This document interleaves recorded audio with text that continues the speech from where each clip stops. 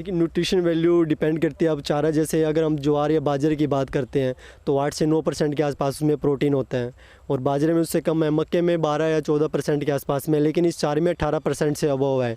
और जैसे किसान आज की डेट में अगर दूध की बात करें तो दूध का किसान को वो रेट नहीं मिल पा रहा है जिस तरह की वो फीडिंग करा रहा है, क्योंकि सप्लीमेंट इतने महंगे होते जा रहे हैं, लेकिन दूध का रेट एक तरह से वहीं का वहीं स्टैंड है।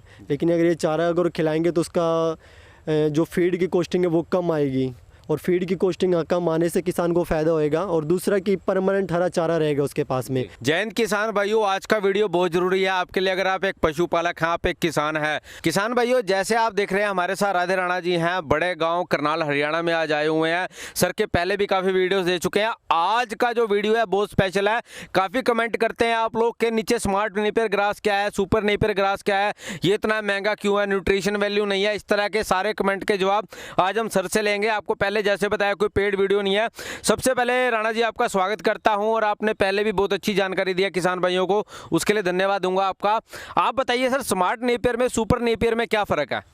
देखिए सुपर नेपियर जो वैरायटी है वो बड़े एनिमल के लिए, जैसे गाय या भैंस के लिए, और सुपर नेपियर की जैसे हम बात करते हैं, हम जैसे फर्स्ट हमने इसको लगाते हैं, ये 2x2 पे लगता है। 1 एकड़ में बात करते हैं हम तो 12,000 स्टिक लगती है इसकी। और अगर स्मार्ट नेपियर की बात करें, स्मार्ट नेपियर जो लगता है वो 3x3 पे लगता है जी। और जो स्मार्ट नेपियर है इसकी हाइट जो मैक्सिमम वो 5 फीट के आसपास की है जी। ये मैक्सिमम हाइट है सर इसकी अभी तक? इसकी मैक्सिमम हाइट है ये जी। आप देख सकते हो किसान भाइयों, ये मैक्सिमम हाइट है इस घास की। थोड़ा सा मेड़ के ऊपर लगा हुआ है, लगभग 5 फीट के आसपास लास्ट इसकी हाइट जाती है। इसकी खासियत यह है कि इसके कल्लों में फुटाव ज़्यादा होता है। ऐसे है जैसे अगर हम सुपर नेपियर की बात करें, सुपर नेपियर गाय और भैंस के लिए जैसे मैंने आपको बताया, उसके लिए बहुत अच्छा फ़ायदेमंद चारा है और 1 एकड़ में 180 से 200 टन की इसकी प्रोडक्शन है। अगर स्मार्ट नेपियर की बात करें तो 1 एकड़ में इसकी 60 या 70 टन की प्रोडक्शन है। और वेरिएशन करते हैं, लैंड टू लैंड भी वेरिएशन करते हैं प्रोडक्शन का। दूसरा कि आपकी वाटर पे डिपेंड है और आप उसके अंदर फर्टिलाइज़र क्या यूज़ कर रहे हो उस चीज़ पे डिपेंड करता है। 2-3 बातों जो मेन है उस चीज़ पे इसके प्रोडक्शन का डिपेंड करता है। और जो स्मार्ट नेपियर है, स्मार्ट नेपियर के जैसे हम बात करें तो ये गोट के लिए, शीप के लिए, ये उसके काफ के लिए ये बहुत अच्छी चीज़ है। और आजकल जो लोग फ्री रेंज जो पोल्ट्री कर रहे हैं उसके लिए भी बहुत अच्छा चारा है ये। और इसमें आपको फिशरी में भी डाल सकते हैं, लेकिन आज की डेट में जैसे देखा जाए तो जैसे डेयरी फार्म थोड़ा अच्छा चल रहा है तो गोट फार्म को भी आजकल लोग काफ़ी इसकी तरफ आकर्षित हो रहे हैं इस काम को लेके। और गोट फार्म का देखा जाए तो अभी जैसे अपने राजस्थान में काफ़ी अच्छा स्कोप था, लेकिन धीरे धीरे हरियाणा, पंजाब, यूपी, उत्तराखंड हर स्टेट में ये चीज़ बढ़ती जा रही है। लेकिन किसान को दिक्कत आ रही है कि भाई चारे की, अगर वो प्रॉपर हरे चारे पे जाता है तो हरे चारे पे एनिमल को दिक्कत होती है, मान लो कि उसको डायरिया वगैरह की प्रॉब्लम होती है। और दूसरा कि अगर प्रॉपर सूखा चारा नहीं मिल पा रहा है इन स्टेट के अंदर, अगर ये चारा डालते हैं हम तो सबसे मेन है कि एक तो चारे की समस्या ख़त्म हो जाएगी। एक बार लगाने के बाद 7 से 8 साल ये कंटिन्यू चलेगा।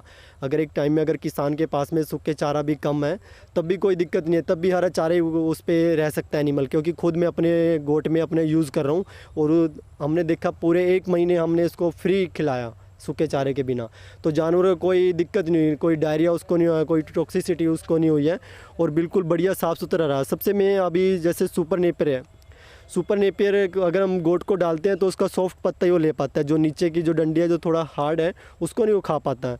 और जो छोटा बच्चा 1.5 या 2 महीने का बच्चा वो तो बिल्कुल नहीं उसको चबा पाता है। लेकिन ये जो चारा है इसको चाहे 1.5 महीने का बच्चा, चाहे महीने का, चाहे 2 महीने का, हर कोई इसको बड़ी आराम से खा रहा है जी। किसान भाइयों को हिंदी में समझाएं कि जो आम वो हरा चारा देते हैं इसमें न्यूट्रिशन वैल्यू क्या है सर, वो बताएं सर। देखिए न्यूट्रिशन वैल्यू डिपेंड करती है। अब चारा जैसे अगर हम ज्वार या बाजरे की बात करते हैं तो 8 से 9% के आसपास उसमें प्रोटीन होता है और बाजरे में उससे कम है। मक्के में 12 या 14% के आसपास में, लेकिन इस चारे में 18% से अबव है। और जैसे किसान आज की डेट में अगर दूध की बात करें तो दूध का किसान को वो रेट नहीं मिल पा रहा है जिस तरह की वो फीडिंग करा रहा है, क्योंकि सप्लीमेंट इतने महंगे होते जा रहे हैं, लेकिन दूध का रेट एक तरह से वहीं का वहीं स्टैंड है। लेकिन अगर ये चारा अगर खिलाएंगे तो उसका जो फीड की कॉस्टिंग है वो कम आएगी और फीड की कॉस्टिंग कम आने से किसान को फ़ायदा होएगा और दूसरा कि परमानेंट हरा चारा रहेगा उसके पास में। जैसे अपने सर्दियों में 5 या 6 महीने बरसीम या जवी या लहसुन इस तरह का चारा अपने पास रहता है, लेकिन दिक्कत आती है उसको गर्मियों में, रेगुलर बरसात हो रही है तब दिक्कत है। मार्च अप्रैल में से चारे की समस्या स्टार्ट हुई, लेकिन ये चारा लगाने के बाद उसको कोई समस्या नहीं रहेगी चारे की। मतलब कि आपको बताना चाहूँगा, जैसे सर बता रहे हैं कि आपको पूरा साल हरा चारा उपलब्ध रहेगा।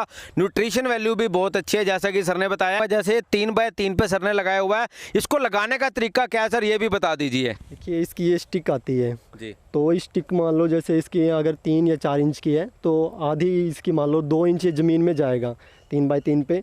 तो जितनी इसकी हाइट है उसके 10 इसको हमें लगाना है, तो 3 इंच 2 इंच के आसपास ये ज़मीन में जाएगा, 2 इंच इसका बाहर रहेगा जी। और अभी जैसे बहुत से किसान जैसे फ़ोन करते हैं कि भाई जैसे हम आप कोरियर के थ्रू इसको भेजते हैं तो ये चारा सूख जाता है, इस तरह की दिक्कत होती है हमें।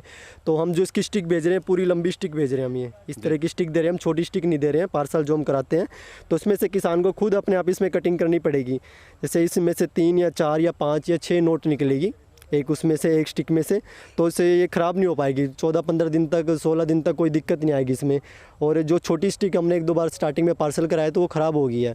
तो ये एक तो सबसे मेन है कि बड़ी स्टिक भेज रहे हैं, उसमें किसान को कोई नुकसान नहीं होएगा जी। लगाने का मौसम कौन सा उचित है अगर कोई लगाना चाहता है इसे अपने खेत में? देखिए लगाने का जो इसका मौसम है वो मार्च से लेकर सितंबर अक्टूबर तक, इस टाइम तक आप जब मर्जी इसको लगा सकते हैं। इन महीनों में मार्च से लेकर सितंबर अक्टूबर तक 8-9 महीने होते हैं। और अगर जैसे बरसात का मौसम भी काफ़ी अच्छा है इसको लगाने के लिए। और दूसरा कि लगाने के बाद आप इसमें तभी साथ के साथ आपको इसमें पानी लगाना पड़ सकता है। और अगर आप गिल्ले में लगाना चाहे पानी लगाने के बाद भी इसको लगा सकते हैं और लगाने के बाद भी पानी दे सकते हैं, दोनों ऑप्शन है किसान के पास में। और बहुत से किसान पूछते हैं कि भाई हमारे यहाँ पे बरसात ज़्यादा होती है तो उसकी वजह से चारा ख़राब तो नहीं हो जाएगा।